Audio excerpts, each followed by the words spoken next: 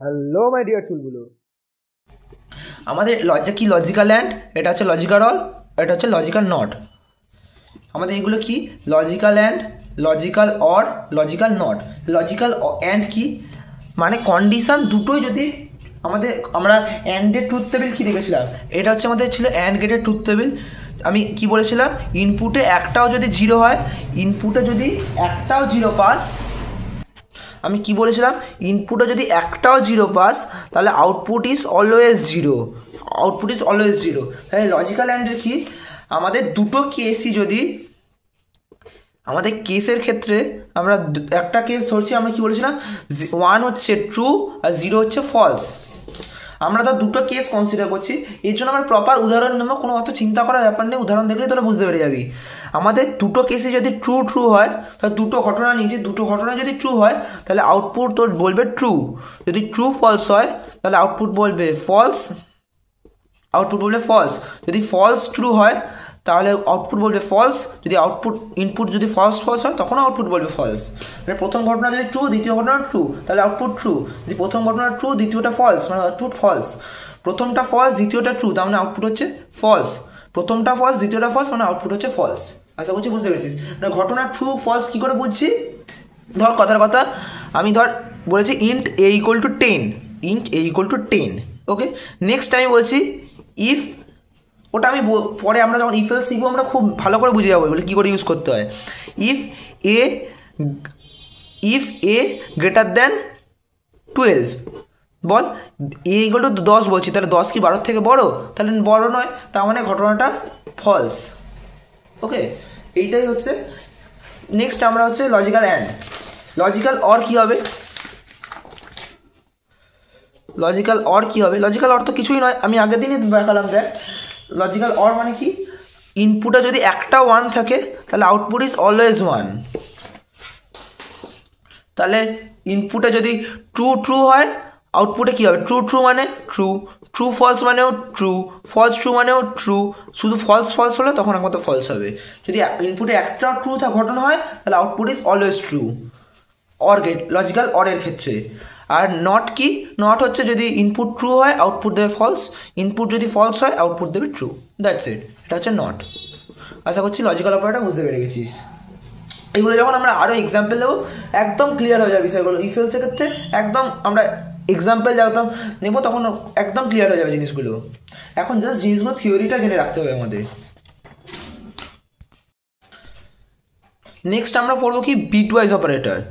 Bitwise operator, bitwise operator হয় আমাদের, একটা হয় bitwise and, bitwise or and bitwise not, bitwise not. Dear চুল বলো, আজকে আমরা প্রথমে পড়বো বিটওয়াইজ অপারেটর। বিটওয়াইজ অপারেটর মানে, বিটওয়াইজ অপারেটর ক্ষেত্রে কী কী হয়, একটা হচ্ছে বিটওয়াইজ অ্যান্ড, বিটওয়াইজ অর, এটা হচ্ছে বিটওয়াইজ জর, তারপর হচ্ছে আমাদের বিটওয়াইজ নট, এবং এছাড়া আমাদের হয় রাইট, এটা হচ্ছে লেফট শিফট আর রাইট শিফট।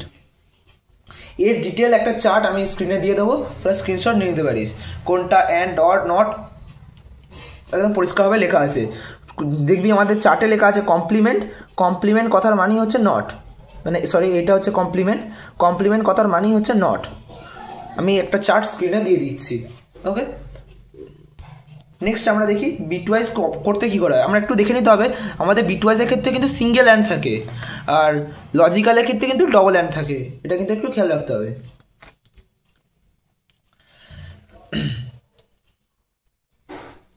এবার এখানে একটু তোরা বলতে পারিস যে দাদা আমরা তো এম্পারসেন্ট অপারেটর যেটা দেখলাম সেটাও তো এইটাই লেখে, তাহলে এটা আমি বুঝবো কী করে, এটা অ্যান্ড বোঝাচ্ছে, বিটওয়াইজ অ্যান্ড বোঝাচ্ছে না এম্পারসেন্ট বোঝাচ্ছে। যদি তুই কখনো লিখিস এই এম্পারসেন্ট এ, তার মানে যদি একটাই অপারেটর থাকে, মানে অপারেন্ট থাকে অপারেটরের পাশে, তার মানে এটা এম্পারসেন্ট। আর যদি তুই লিখিস A bitwise B, bitwise and B, তার মানে এ আর বি এর মধ্যে তুই বিটওয়াইজ অ্যান্ড করছিস, ওকে। আমাদের অ্যান্ড গেট অর গেট করতে গেলে তো আমরা দেখলাম দুটো ইনপুট দরকার, দুটো যদি ইনপুট থাকে তার মানে আমাদের এটা বিটওয়াইজ, আর যদি একটাই থাকে তাহলে হচ্ছে ওটা আমাদের স্পেশাল অপারেটর এম্পারসেন্ট। আশা করছি বোঝা গেছে। এবার আমরা চলে আসি বিটওয়াইজ অ্যান্ড কী করে করতে হয়। বিটওয়াইজ অ্যান্ড কী করে করতে হয়, লেটস সে আমাদের এ হচ্ছে 3, বি হচ্ছে 2, ওকে। আমাদের 3কে ডেসিমালে বাইনারিতে কী করে লেখে, 3 মানে হচ্ছে 1 অ্যান্ড 1, আর 2 হচ্ছে কি 1 0। এগুলো কি করে লিখতে হয় সেগুলো আমরা যদি তোরা চাস তো আমরা কোনো একটা ডিটেল ভিডিওতে আমরা আলোচনা করে দেবো। বিট ওয়াইজ অ্যান্ড মানে কিছুই নয়, জাস্ট বিট অ্যানালাইসিস করা, বিট অ্যানালাইসিস করা।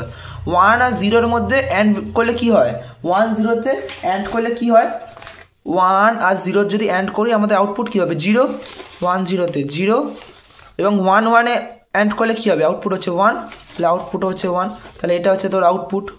ওকে, আমরা তারপর আসি bitwise or. Bitwise or কী হবে, সেম আমরা এক্সাম্পল নিই, এ ইকুয়াল টু 3 3 1 1 আর বি ইকুয়াল টু হচ্ছে 2 মানে হচ্ছে 1 0।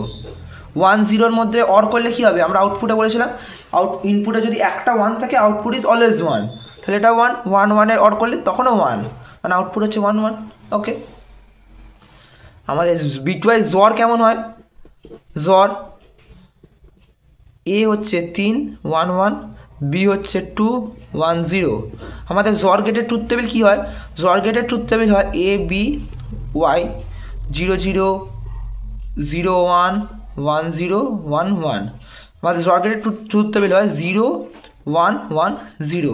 মানে ইনপুটে যদি 0 1 1 0-র ক্ষেত্রে শুধুমাত্র 1, মানে দুটো ইনপুট যদি আলাদা হয় তখন আউটপুট ইজ 1, দুটো ইনপুট যদি সেম হয় তাহলে আউটপুট ইজ 0। এটা হচ্ছে জর গেট। তাহলে 1 0 ইনপুট দুটোই আলাদা তাহলে আউটপুট ইজ 1, ইনপুট দুটো সেম আউটপুট ইজ 0 0 1। ওকে, তাহলে এটা হচ্ছে আউটপুট, মানে বেসিক্যালি বিট অপারেশন করা আর কিছুই নয়। আশা করছি বুঝতে পারা গেছে। লো অ্যান্ড ডিয়ার চুলগুলো, আমাদের একটাই অপারেটর বাদ রইল, সেটা হচ্ছে right shift and left shift. Right shift, একটা হচ্ছে আমাদের লেফট শিফট। এটা কার মধ্যে পড়ে, এটা আমাদের পড়ে বিটওয়াইজ অপারেটরের মধ্যে। বিটওয়াইজ অপারেটরের মধ্যে আমাদের একটা পড়ে রাইট শিফট আর left shift. Right shift left শিফটটা কি, লেফট শিফট প্রথমে আমি বলি। লেফট শিফট মানে হচ্ছে this is shifted to, this is left shifted to 2 আর এটা হচ্ছে রাইট শিফটেড টু 2, মানে ছোট দিকটা যেদিকে থাকে সেই দিকে শিফট করে, এই সরু দিকটা যেদিকে আছে সেই দিকে শিফট করবে। এটা বাঁ দিকে শিফট করছে, এই সরু দিকটা এদিকে আছে মানে ডান দিকে শিফট করবে। এবার কী করে শিফট করবে আমি বলে দিচ্ছি। ধর বাইনারি বিটটা আছে 1 0 1 0 1 0 1 0,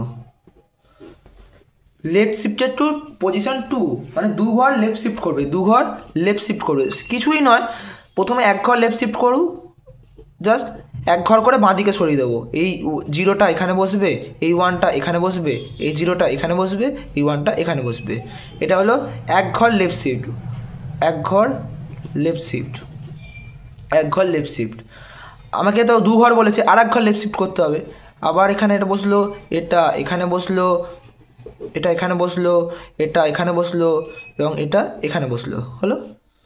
তাহলে এই পজিশান আর এই পজিশান তো ফাঁকা হয়ে গেল, ফাঁকা হয়ে গেল মানে ওই জায়গায় 0 বসিয়ে দেবো, ওই জায়গায় 0 বসিয়ে দেবো।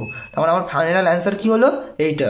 মানে আমি যদি এ ইকুয়াল টু ধর আছে 1 0 1 0 মানে 1 0 1 0 মানে কত, এটা হচ্ছে আমাদের 2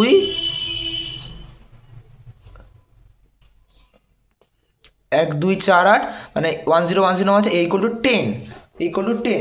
এটা কী করে বাইনারি টু ডেসিমাল কনভার্ট, আমি বারবার বলছি এটা তোদের আশা করছি তোরা জানিস বাইনারি থেকে ডেসিমাল কীভাবে কনভার্ট করতে হয়। যদি না জানিস তো আমাকে বলবি, আমি বলে দেবো নিশ্চয়ই। তাহলে আমি যদি লিখি এ ইকুয়াল টু 2 তাহলে আউটপুট কী আসবে, আউটপুট আমাদের যদি ওয়াই ইকুয়াল টু এ এটা লেখা হয় মানে আমাদের ওয়াই ইকুয়াল টু কী আসবে, এইটা 1 0 1 0, এইটা তুই আউটপুটে পাবি 1 0 1 3টে 0। এটা মানে কত, এটা হচ্ছে 1 2 4 8 16 32, মানে হচ্ছে 32 8 40, মানে আউটপুট পাবে 40। ওকে, আশা করছি বোঝা গেছে।